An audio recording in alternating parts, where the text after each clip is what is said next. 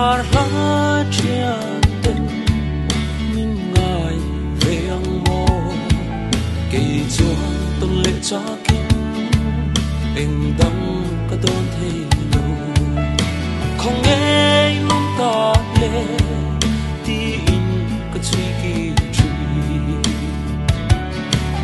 câu kỳ thấy chẳng sẽ run hoa mà na vòng cần nghĩ lại thế tu na dòng dòng buồn lia mình tiếng mình trong tô si ngài in nào mà đi là câu kia thì chẳng xì lô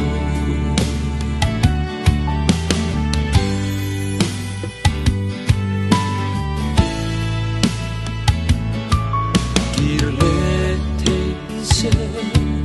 cần đúng im lại dòng kề cần chuột lang dâm đủ lệ chém đầm khi phim lên ta ruộng in nuông bên dài re là dài tin cần hôm lại lim tên rùa lim thu tin sil cần đua câu kia thấy chẳng sẽ run nua mà na vòng cần nghĩ lại thế tu na dòng dòng buồn lia mình người tiếng mình trong tô si ngài in nào mà đi là câu kia thì chẳng xì lô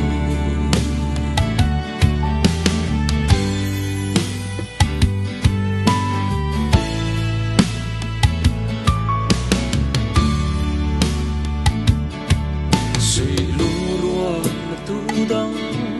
ngài lâu akan lên nào si a lệ thơ thập bụi lo mà tuan kan cha la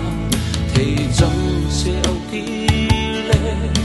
kan nuông kan hủy thế lung ngân lệ nghìn man lại ăn trong tổ si câu kia thầy chẳng sẽ run nua mà na vòng kan nghĩ lại thế tu na dòng dòng buồn lia mình người tiếng mình trong tô si ngài in nào mà đi là